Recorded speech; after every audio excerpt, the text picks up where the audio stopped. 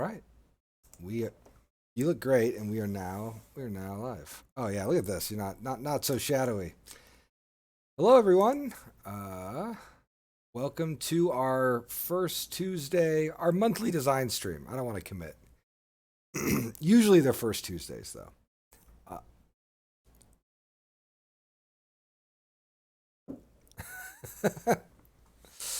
And it sounds like our audio is working and everything is set. I don't have any like new frames, so we're rocking the Marauder expansion frame, which is where a not insignificant part of our time has been spent these days. Oh, the Patrick. Oh wait, cannot hear Patrick. How strange.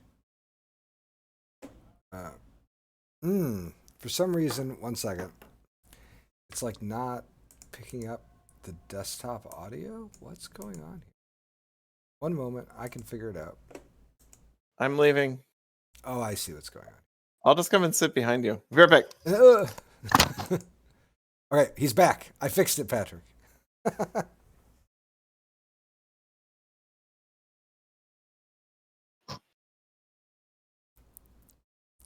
OBS was helpfully pulling audio from my monitor, my computer monitor. I got my new little cherry shirt. I got to rep. Oh yeah, it looks good. Thank you. It hasn't been ironed or washed, so nobody look at the creases from shipping. Good. Pull over. Okay, cool. Oh yeah, this is good. Okay, everything's all set up here. I'm going to load up chat properly, and now we're ready to go. Brimming with professionalism. Yeah, well, we got roll. We do rolling teaches, and we do rolling streams. It's good to be back. We took like a little hiatus. I feel like we didn't do one of these in April because of the. Wait, no, that's not true. We did one in April, but it was Kickstarter themed. Oh, that's right. So it feels like another world. Unless that was March, I don't know. No, I think that was. Yeah, I think that was a long time ago. It feels like it's been a long time. I'm so excited to listen to Patrick on the 5 Games for Doomsday podcast. I love that podcast. Oh yeah, how did that? I haven't listened to it, and I meant to send him a thank you this morning, and I think someone talked to me and I forgot to do it, so I'll just do it right now. No, get to it. Yeah, no, that was fun to do. I enjoyed being on that podcast. Yeah, he's great. He's a great interviewer. Yeah. So what we want to do today is this is just a general studio update. We're happy to take any questions you guys might have about stuff we're working on. And we can also give you just a general overview of what the studio's been up to. I will say, for my part, mostly we've been up to Marauder. If I were to move the camera outside to other parts of the office, our whiteboards have been taken over by Marauder. I spent some time this morning working with Patty on looking at box designs for the different hireling packs. A lot of like a mixture of marketing, project management, that kind of stuff. And then last week we put together. Nick did most of the hard work here. We put together the testing schedule for all the Marauder stuff. So Marauder has finished its design. It's mostly done with its development, and now we're in the very last stage of development for Marauder. And the way I described it to the rest of the team was that the first half of development is trying to make sure the game is as good as it can possibly be, and interesting and vibrant. And then the second part of development is trying to make sure you don't break anything. So it's all about minimizing design liability.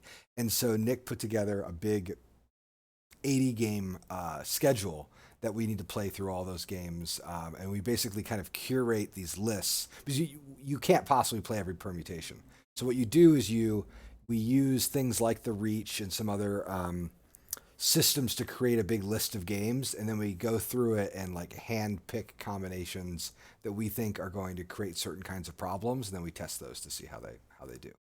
But that's mostly what the schedule is going to be. So for the next 6 weeks, We are putting together the print files, doing the marketing work, approving samples, and then Nick is really gunning and running through all the tests. Yeah, it's very exciting.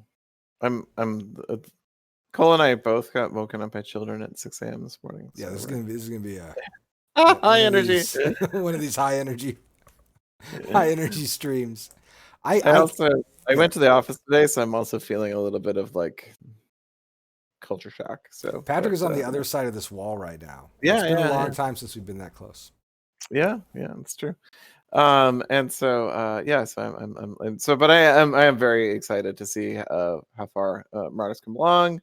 Obviously, I've been there, helping with it, but then now to see it live, and then yesterday we had a game on TTS with basically the creative team, right? It was like it Yeah. was you and I, and we've both contributed design to Marauder, and Nick who's contributed design to Marauder, and Josh who's contributed design to Marauder, and now they're working on development, and so we all sat down and played a really tense game. It was Birds, who I the Birds are great, Cole. I like the Birds.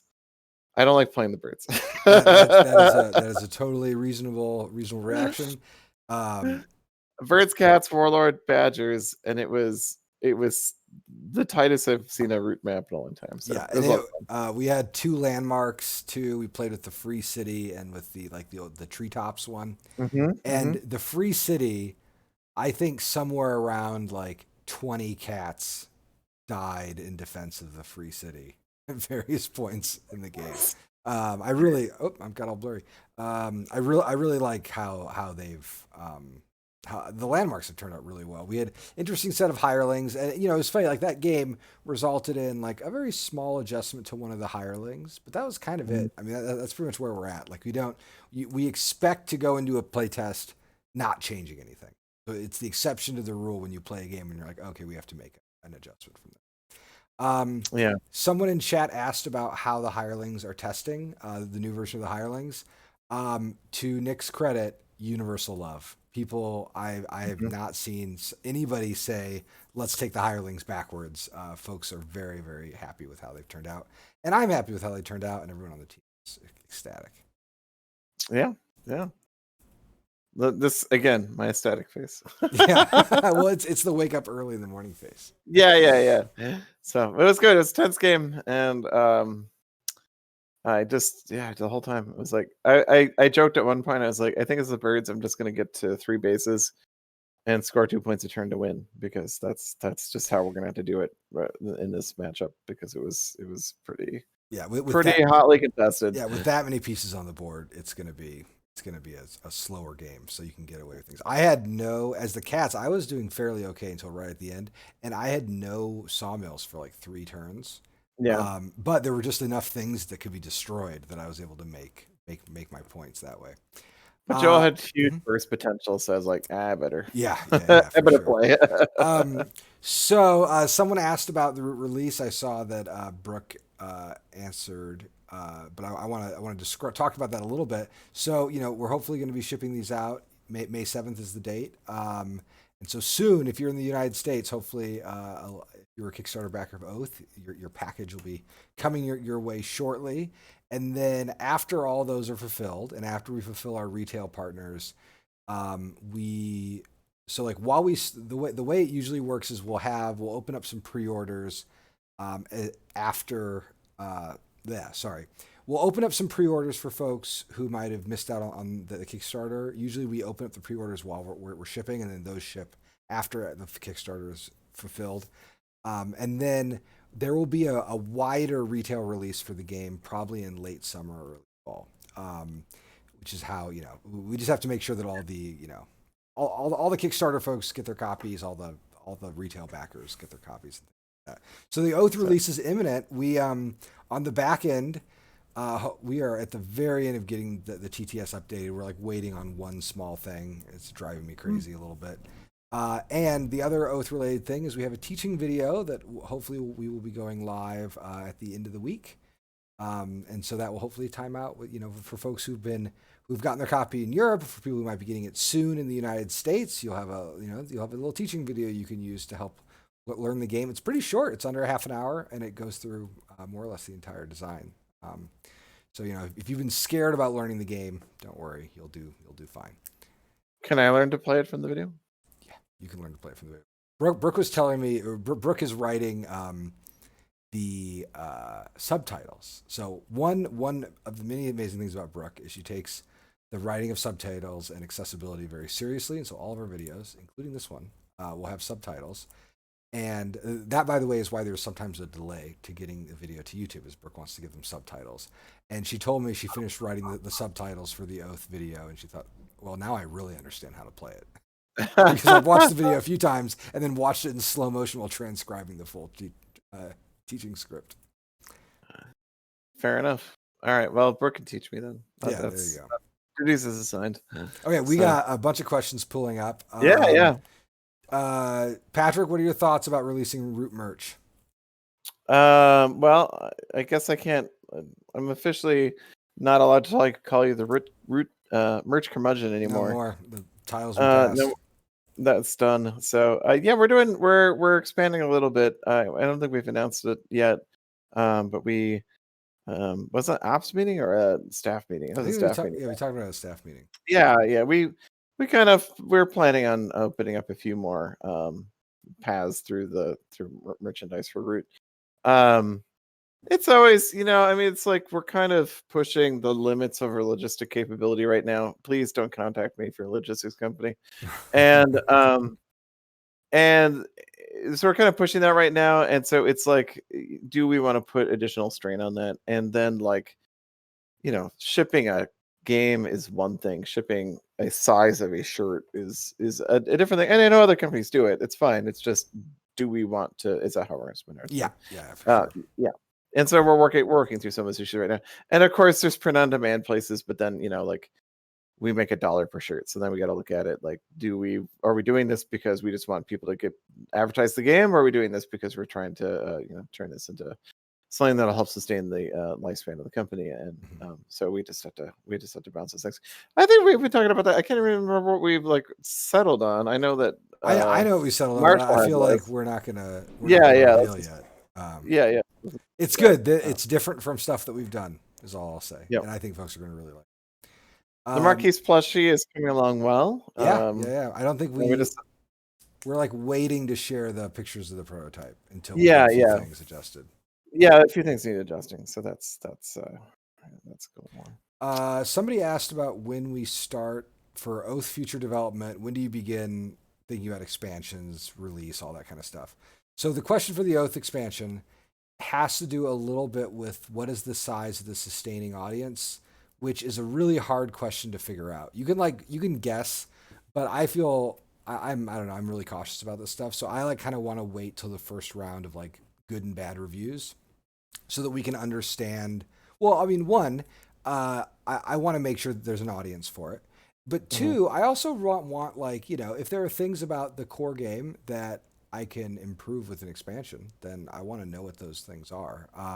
Sure. And I also have some ideas about it, but I'm sort of holding off on seriously working on the Oath, even starting on it seriously, until later in the summer. I'll probably, if it seems like Oath should have an expansion, I will probably start work in earnest in the fall.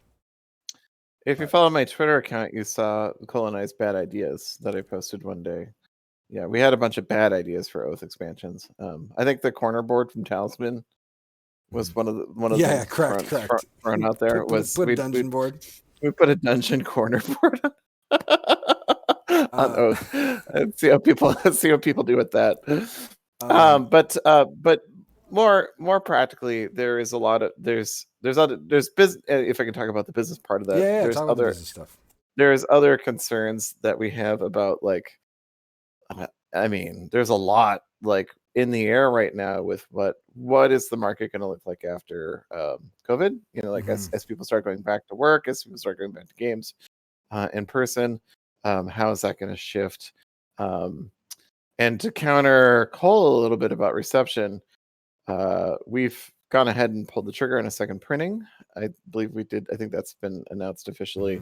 If not, scoop. So because we just saw the distributor orders coming in, we're like, yeah, we'll have to order a second run. Yeah, and that second run, I'll say, is it's letting the game have a full retail release, because now Yes. we're in a Yep. spot where like after we fulfill the Kickstarter and do like initial small orders, we wouldn't have enough to like fulfill the first round of like real big distributor orders. Right. And we're seeing our retail orders coming in that are unheard of. So, and that was news this morning to me, is that we like Clay was saying that some of the orders are coming in pretty big. So I think we do have an audience.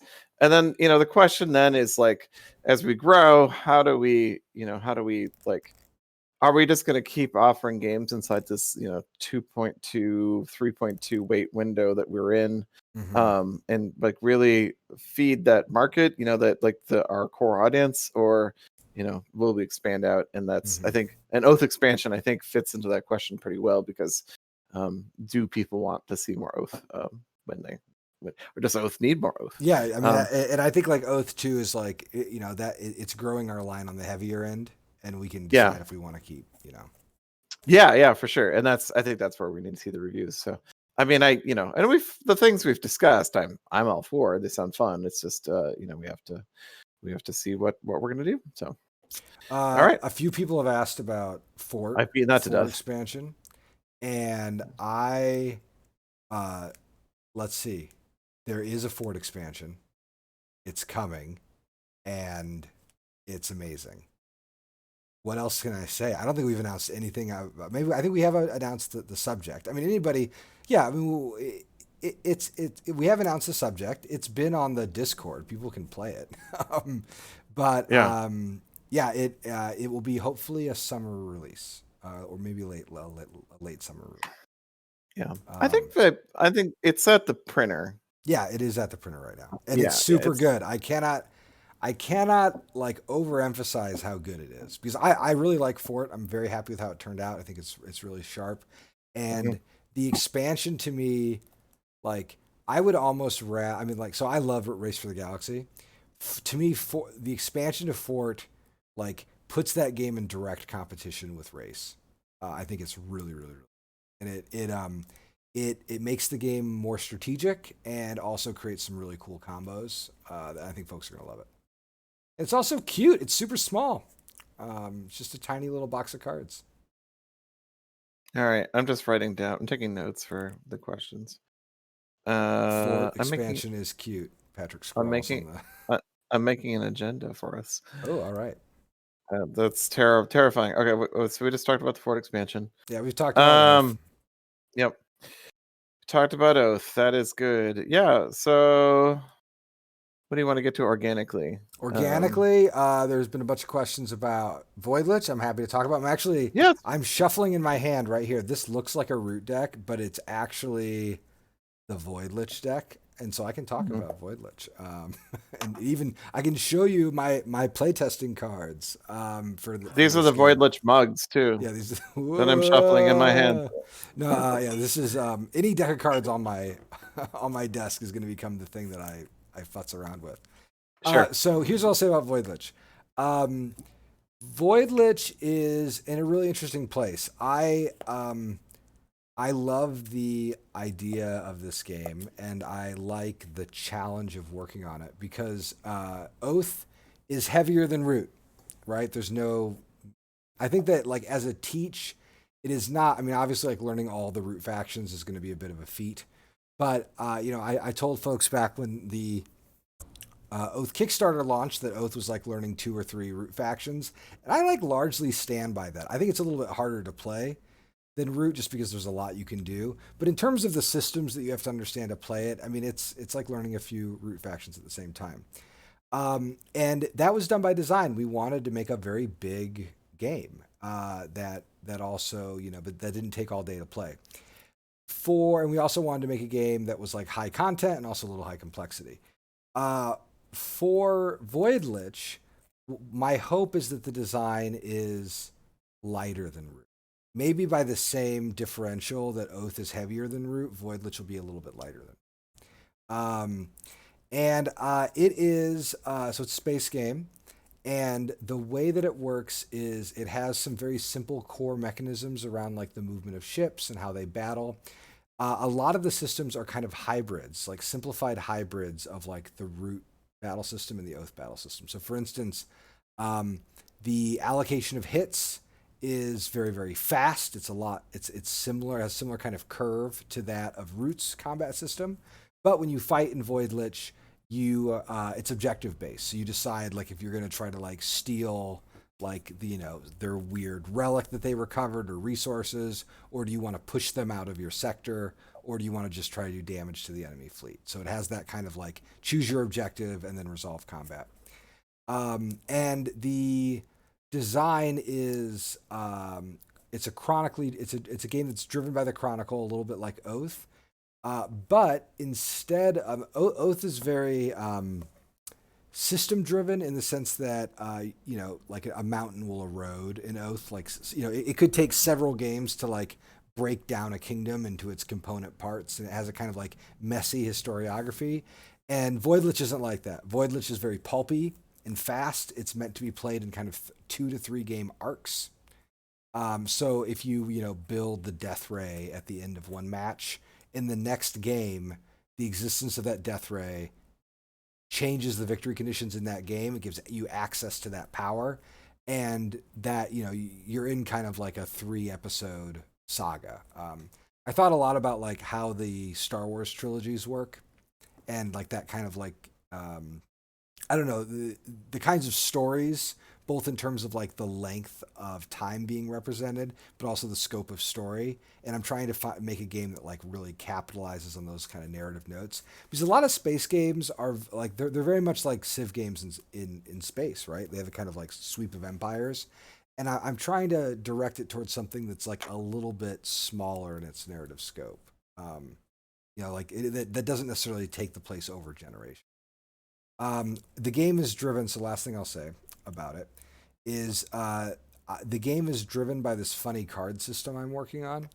And all I'll say about it, because it's still in development, is that it is kind of like a trick taker in its engine, so that on your turn you have a hand of cards, and you're spending those cards to take actions.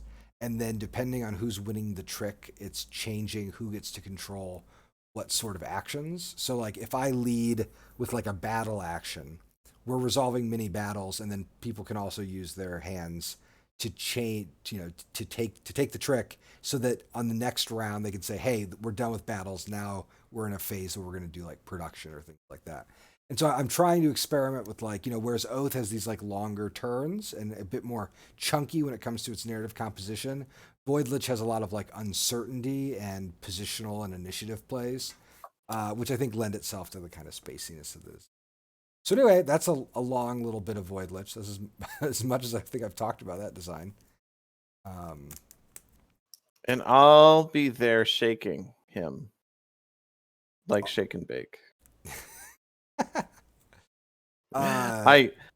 But we are going to work on content together. Yeah, we are working on it. So I should say that like I've been working on the design stuff here. I'll show you. This may look like Detective Bullets Over Hollywood, but actually it's the Voidlich December. It's the Voidlich December cut. And what if you were like, this is actually his Detective? This actually is Detective Bullets Over Hollywood. I mean, yeah. Well, they built their expansion box so that it fits in the core box at Van Ryder. So the world of Voidlich is an amalgamation of like a lot of Patrick's world building and a lot of Kyle's, and just a little Susan of me, just a tiny little bit of small suggestions. But mostly, like this is a world that Kyle has been fleshing out based on Patrick's concept documents, and then as the system gets to the place where it's breathing and stable, Patrick can go into his world building notes and can build like little narrative arcs that can exist within this like big narrative framework. So this is like I'm very excited about this because it's allowing me to do a little bit more like sculpting. It's actually allowing everybody who works on it to do a little bit more narrative sculpting. So as opposed to doing something that is like totally modular, this is like a halfway point where we can build like more little episodes and have kind of like if then sequences, and in the way that I don't know if you've ever listened to Nikki Valens talk about Legacy of Dragonholt. she describes like having a big whiteboard and all the different like plot points and how they interrelate to each other. Voidlitch will be able to draw something up like that because of how the game's designed. It's much more, to answer the question, it's much more modular. This is my theory. Yeah. Based on what you said. The asymmetry will kind of arise from play, though. Yeah. So you won't start your nations won't start in an asymmetric place, but they will end up in an asymmetric place. Yeah. My hope is that you start in a position of symmetry and you end up in a vast like position, so more asymmetric than root by the end. Yeah. Kyle of course, Kyle will do the art. Yeah, of course, Kyle will do the art because yeah. I don't know if it'll be space truck stop, but he'll be doing the art. Yeah. Well, and we like one thing about the Voidlitch art that we've been really adamant about it is so many space games look the same. Mm-hmm. There's just a way to do it. They're very like gray on navy. There's just a way that they look like a palette they draw from, and we're really trying to like push against that. In the same way that like Oath doesn't look like a Terranoth game. That's the name of Fantasy Flight's fantasy setting. Is that right? Terranoth? Maybe. Oh yeah, that's right. Yeah. Like Oath looks nothing like a Terranoth game, right? You would never mistake Oath for Descent or something or RuneScape. And in the same way, nobody will ever mistake this game for like Twilight Imperium or Eclipse or something. At least that's the hope. I'm going to need you to go work on Runebound. I'm teasing. Martin Wallace's greatest. I'm kidding. All right. Yeah. I want to hear everything about. I want to hear a Havoc update. But first, before I forget, somebody asked about the Root RPG. I just want to say, almost done. And ahoy. Oh yeah, we can talk about that. But do you want to do Havoc first? Yeah, let's talk about Havoc. I'll talk about I've seen a little bit come up for everything that I've been working on. Oh, cool. So Havoc is Havoc's going well. We've been playtesting it once a week. We didn't play last week, or we haven't played this week. I don't think we played last week. I'm taking a break. But that doesn't mean anything bad. It just means I'm stewing on some bigger concepts. So what Havoc is kind of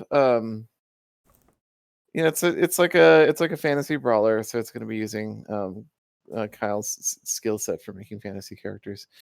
And currently it's dice driven. We're kind of moving away from to drive your actions. We're moving away from that. Then we're going to try it without that lack of determination over your turn. But you can see screenshots of it on my Twitter account. And it just it has like there's a board made out of squares, and I'm describing this all wrong. So the characters are less asymmetric than Root, I'd say, for sure. They all have kind of a universal structure for gaining power and for gaining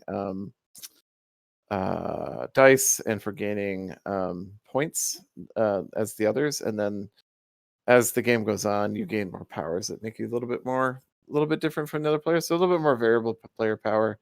And then at the beginning of the game, you draw what your victory condition is, and all the victory conditions work for every roll except for you do have an opportunity to play as the setting, like advanced, and their victory condition is just to make the game in. Like they just have to get to just get a point every turn basically, and they're just trying to get to the end of the game. And they have other ways to kind of short circuit the point scale, and so that's what they're trying to engage with, that short circuiting.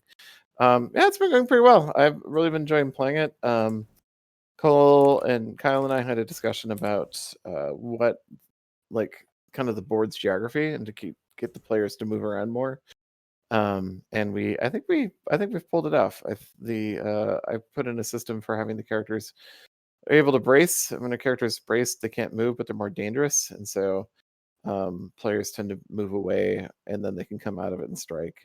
And just the fact that they have to go get treasure from other places on the board is helping a lot. So much lighter than Vast, much lighter than Root, I'd even say. I think right now the design document clocks in about 800 words for the rules, and probably be like, I would say 1,000 to 1,200 when it's done. And I've the modularity of it's great because I've been able to design I'm basically designing 2 sets of characters just so I'm aware what sorts of problems the second set of characters will cause for us, like if that makes sense. Because like going back and redesigning Vast 2, we were like, ooh, there's a lot of corners we painted ourselves into here. So that's how it went. Yeah, one thing that I just thinking about Havoc for in Vast and Places of Difference is like Havoc doesn't have like an explore element. It like gets right to the action. Yeah. Yep. So like kind of cuts the first act in a way that's pretty provocative, I think.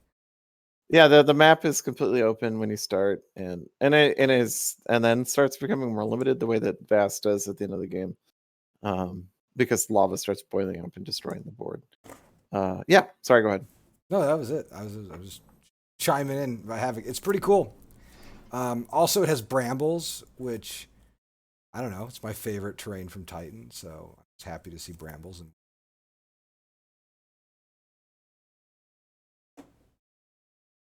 oh,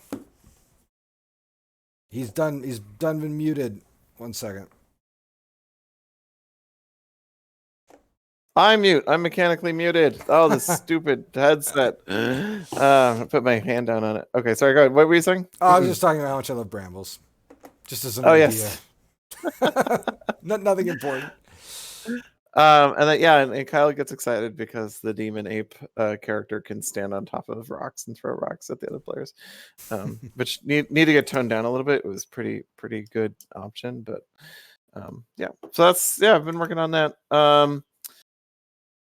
I have been working on Castle Blood recently, so that's my co-op dungeon crawler.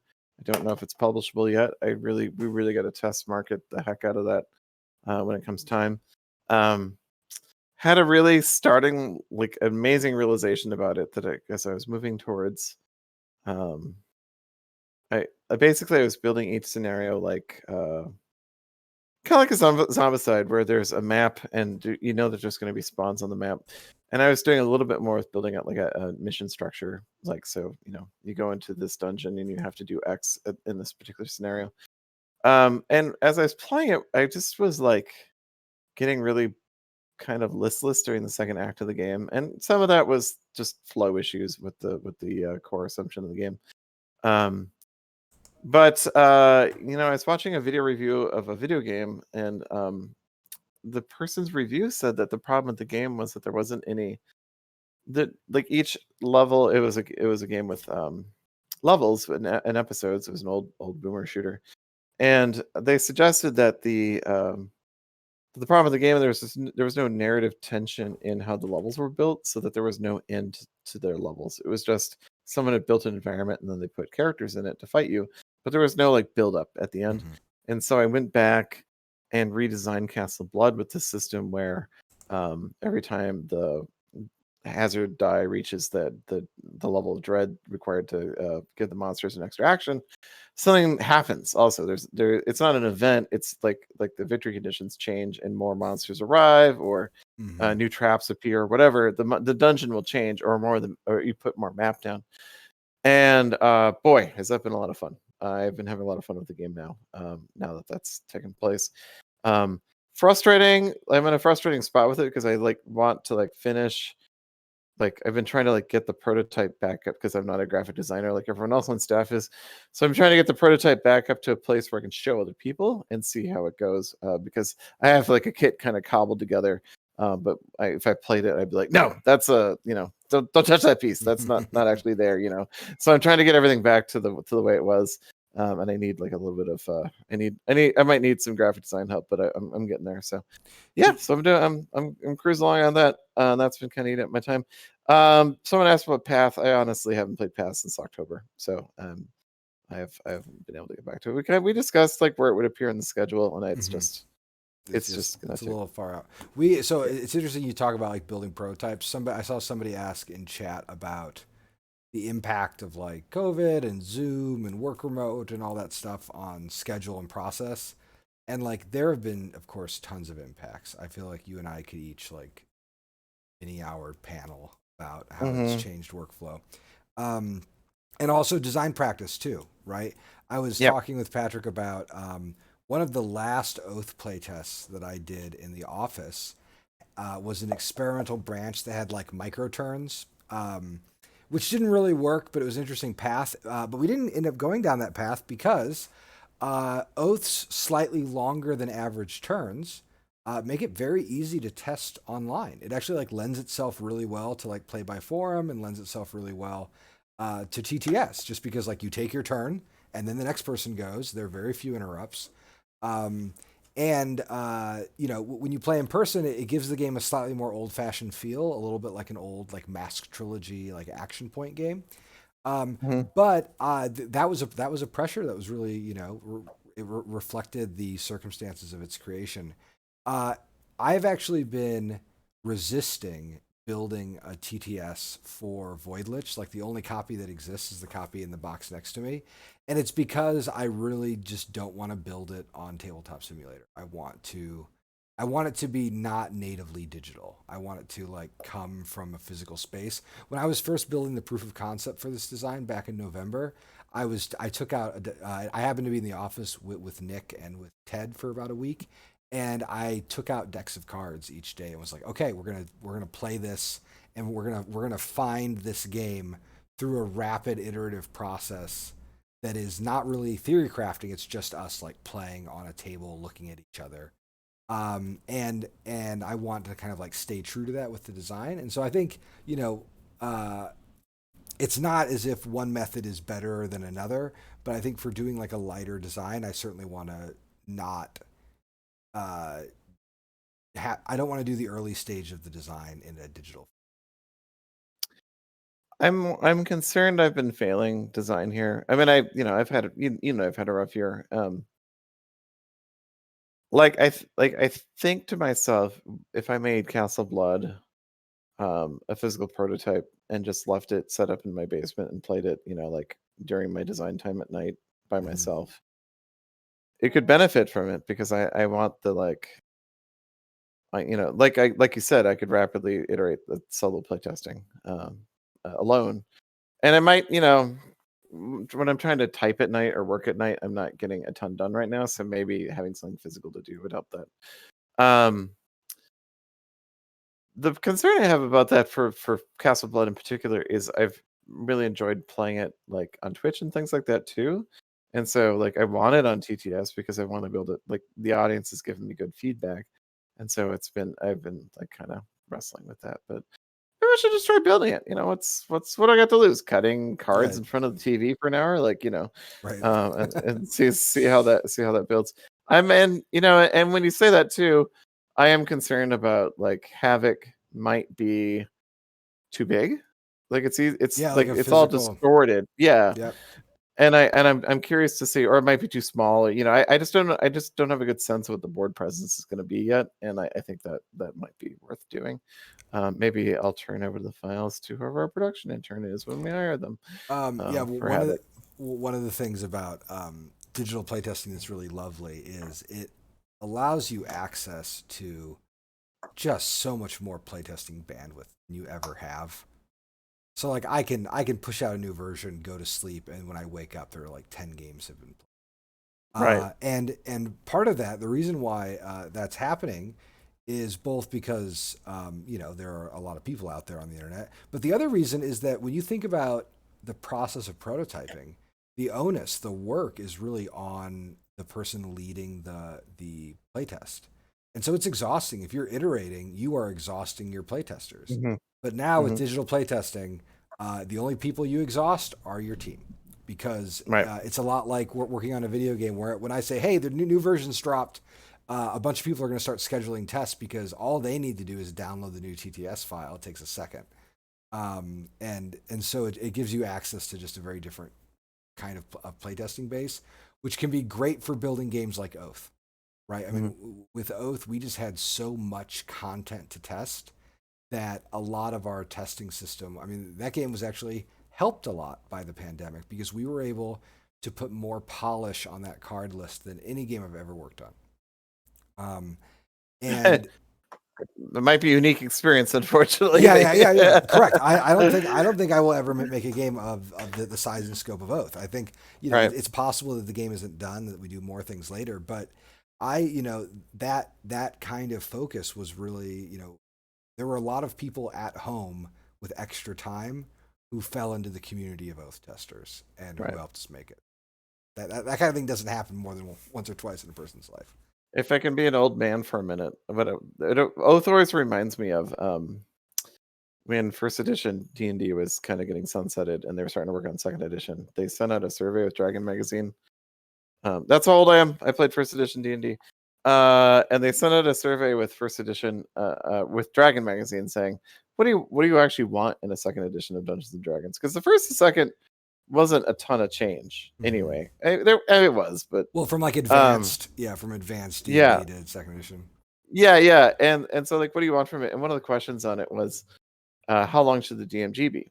And so there was like these 50 to 100 pages, 100 to 250, and all these bands.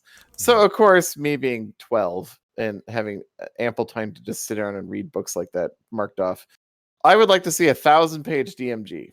I of course I have time to sit and read that. Why wouldn't an adult have time to sit and read the 1,000-page rule book? So whenever we talk about the scope of Oath, I think about the 1,000-page Dungeon Master Guide. Like, what would have gone into writing the 1,000-page Dungeon Master Guide? So the second edition Dungeon Master Guide, as it turns out, is long enough. So. Yeah. I think it probably is. I had that was second edition was my first edition. I got into D&D right before the third edition came out, and second edition is what I did. My wife is a BD&D stan. She loves basic Dungeons and Dragons. That's what she played when she was a kid with her older brother. Great. I played I've played all the box sets. The Maldi I can't remember. And then the Gygax one, and then there was one previous to that where like character classes were still kind of a new option. So and having die types for weapons was all die 6 unless you played with the variant for it. So that was interesting. It was like kind of, you think about like, oh, it seems so core to the design, but no, that used to be an option. So and they weren't fighters, they were fighting men. It's weird to think about, like, it's so naturalized at this point, the dice type, like the weapon types is dice type. But it's like completely goofy from a design perspective. Yeah. Or yeah, it is, and then like, and how it's used now, and it is like, it is more of a product gimmick, I think, than I like realized, because it is, so like, I'm gonna go play D&D, I'm gonna go buy a little dice cube, and then run with it. These are my weird wizard tools. So we got a question from Brooks sent it back to us. How to get started in game design, Cole? How do you get started in game design? You design games. I think there are different approaches, right? My own way is to start by just having opinions about games, and then have the idea that you want to do something about your opinions about games, right? Like, I feel like a lot of especially my earlier design work, was very reactive, and it was like, hey, I don't like how this type of game is made. I wonder if I can make a version that does something a little bit better, or some way of some kind of intervention. And then the number one tip that I tell everyone is that control your processes. Learn how to do a little bit of graphic design, just a little bit, so that you can build your prototypes. When you're designing, you have this thing called the iterative loop, right? Where you play it, and then you design something, and then you play it, and then you think about the places where it's failing, and you redesign it, and then you play it again. And you should do everything you can to make that loop as small as it can be. And so, a world where you can, and this might mean a pencil and index cards. And don't worry about learning, Nandeck or InDesign or something. Just like get out whatever materials you need and do what you need to close that iterative loop as closely as you can. The other piece of advice is playtest for people. And I don't say this selfishly. You don't need to playtest for us. We have plenty of testers. But find designers whose work you like, and just send them an email and or find where their playtesters are and join that community. I learned a lot of design from helping playtest games. And then from there, it's almost like an informal apprenticeship. You just kind of like learn um, like what it means for a game to go from an idea to a finished product, and playtesting is a front row seat to most of that process. Yeah, you can go to Protospiels, right? Mm-hmm. Or Unpubs, or I think Unpub does testing, right? I haven't been to one. I'm just gonna pretend like it does. Yeah, I think they do. That's a good place to learn. And I see a lot of people get focused on the business elements of the design. Like, is this going to be too expensive of a product to make, or is this going to be appealing or whatever? And I don't know. Don't worry about that. Like, just make something that's fun for you or fun for Yeah, the audience that you're imagining. do not try to enter design to be like, I want to sell 100,000 games or I want to win a spiel. Yeah, Like yeah. you're gonna bum yourself out so much. Well, let me worry about that, for you. That is Yeah, that is the publisher's job to worry about that kind of yeah, stuff. yeah. I mean, I like sometimes I think about, and I wonder. I don't think I've ever asked you this question, Patrick, but like, yeah. do you have an ideal audience you find yourself designing for? I feel like at some point, for me at least, I still feel like I'm designing for the game group that I had when I was like 20. Like in the I think like, yeah, they like loom in the back that's of my fair. mind, right? Yeah. It's funny because whenever I start flirting with miniatures again, I think of that, it's funny you say it that way because this isn't my answer, but I always do. When you start talking about that, I start thinking of that group I used to play Space Hulk with in junior high or early in high school. With just like, but they like this. Is this Mm-hmm. the right depth for them? Because I think they didn't go on and play other miniature games. They just played that miniature game. And I always like, sometimes I'm like, I'm gonna make a game for them, and then I'm like, oh, this is silly. This is not what we do, or this is too light or whatever. So, but yeah, I do. I think about that group. My Wednesday group has been kind of scattered, right, because of COVID and just adult tension. So I do think a lot about what I want to play at that moment, and that helps drive a lot. My problem is my taste following the market anymore, but that's all right. Yeah, and if they don't, at least you get to make something that you know I is worth making. Yeah, and on that question, like I went back and looked at I had turns out I had a very asymmetric design before I met David. And it was very solidly Euro, which a couple of reviewers have challenged me to work on as a Euro, asymmetric Euro. And I went back and looked at it recently, and I was like, I think I could get this working, but I don't know if I care anymore. Like, I just like this. It's like kind of at the weight of Power Grid and kind of at that level of like theme and decision making, and I'm just like, eh, I maybe I'll look at it again in another year, but I just didn't appeal to me anymore. So sorry everybody who wanted an asymmetric Euro, but Well, someone go play Merchant's Cove. You go play Yeah, Merchant's yeah, Cove. yeah. I'm glad It's a that love. game got done. Did you get a copy of it? I thought I did, and I didn't. It's not here, and I see people on Twitter getting there, so maybe it's a mid process for shipping. So I really thought I got one, but I may just put in for $1. I did not bag it, but I'm curious to try it. So we've got 2 questions. Ooh, someone asked about forks in the design, which I really want to answer. And then Oh, that's a good one. Yeah. So I document my process very closely. I have like a design journal, and then I branch the game all the time. However, I'd never go backwards. I always get like anxious if I'm about to make a big change, and I'll be like, "This is the radical like coins or food branch 19." And I have only ever I actually recently I went backwards while working on John Company. I like went a half branch back, and I had never done it before. I actually went back through all of my design records because I felt like I was, I don't know, like committing a sin or something. I was like, I felt so like, it felt like I'd wasted time, right? Like I had spent 3 weeks working on an idea that was fundamentally not feasible. And then I rolled it back, and I was like, wow, this feels like really off-putting. And I went through and looked at all my other design records, and could not find an instance where I actually reverted a design back. Now there is an exception to this, which is something that I think Josh coined this affectionately as the development merry-go-round, which is where you have a good idea that is almost very good, and then you iterate away from it, and then Yeah. as other parts of the design clean up, you're like, oh, we can put that back in. That's just gonna work now. Yeah, yeah. Yeah. So Yep. like one example of that is in Oath, the like auction style system for the value of the Darkest Secret in the people's favor was like that in the months before the game's release on Kickstarter. And then when the Kickstarter happened, we changed the system, made them a little bit more complicated. And then over the course of development, they came very close to back out around to the original. But the design never really reverted. It was just that we arrived at a place we had already been. So it was like it was spiraling kind of out. Yeah, yeah, yeah. I think that happened in Vast a few times, and frankly, I think that happened in Root a few places too. Yeah.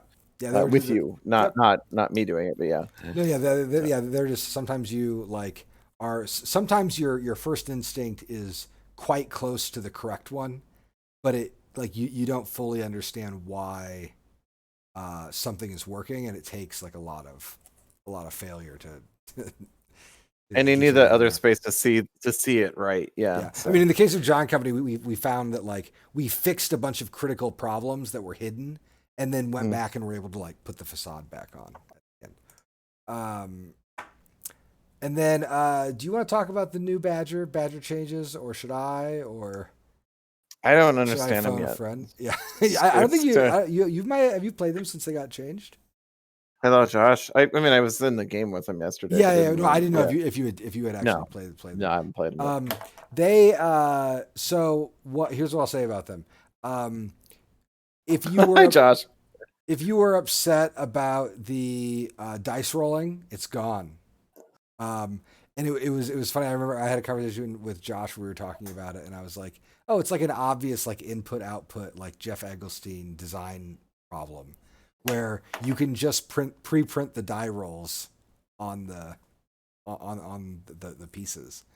And that style of design, I'd been thinking about that because of really, I was playing this game from India, which is this war game. And whenever you hire a unit in this game, it has a number on it, but you don't know what the number is. And it's like if you were buying armies in Risk, and all the armies were pre-rolled, but you just didn't know how well they were going to be until they had contact with the enemy, which I kind of love as a concept and want to build a whole game around.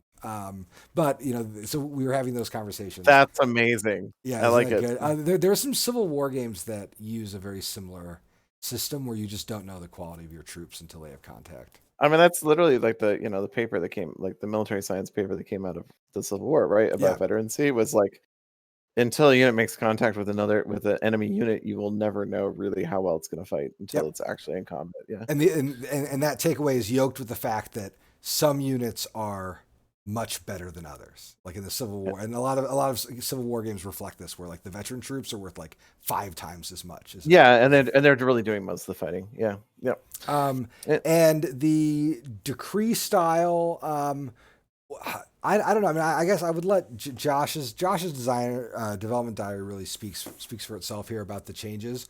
But one of the things I like about it is, even though it seemed like a radical departure from other versions of the Badgers, the core action logic is like not that different.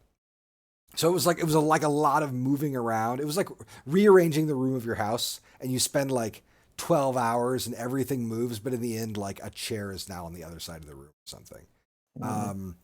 And they got paying you for this, and they got a lot simpler too, which is nice. You're paying for the simplicity. Oh, that's right. The elegance. That's right.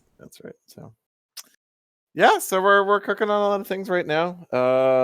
Outside of that, like the studio is talking about growth, and we're talking about real estate, which is pretty exciting stuff. And we're been hiring. If you didn't know about the production intern, like you can still apply for it until the 7th. And then we're gonna start looking at candidates. So it's things are cruising right along. There's a question about. I'd love to talk to you about growth, but maybe that's another hour. Yeah, I'm going to talk a little bit about growth. I'll answer quickly. The Ahoy question is, Nick will be taking the lead on Ahoy. and that will happen after Marauder. So Yeah. we don't have anything to share on Ahoy except that it's in a really good place. Actually, it's pretty close to being done. But like all the stuff about like its look and its final name and all the like how we can get you all playing it and testing it, all of that stuff will happen late in the summer and in the early fall. Nick needs a break. He's been doing great work on Marauder, but he needs a little creative cool down. Yeah, I'm kind of worried about everyone. I think everyone should take a vacation here. I'm leaving next week. It's gonna be great. Yeah, it's gonna be. I mean, where would you go? But I'm going to Montana. I'm going to the mountains. that's good. Are you gonna? What if you stay there? I'm bringing Rocky Mountain Man, and I'm going to. I'm worried. I'm worried that. Oh, wow. That'll be fun.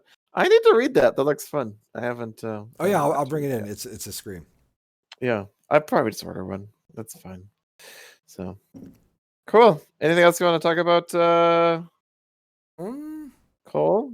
I think we've gotten to pretty much all the questions. Thank you all. We have so many projects in flight right now. It's crazy.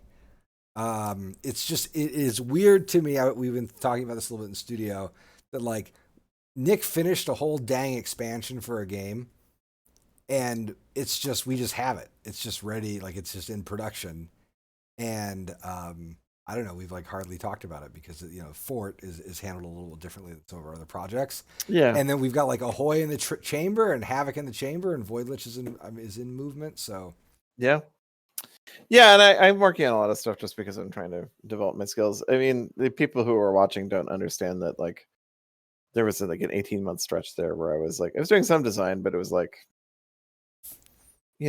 just like you're doing benefits or you're worrying about hiring or growth just takes like work. I mean yeah. So that's why I'm working on a lot of games right now. If anybody's concerned about that, so yeah, cool.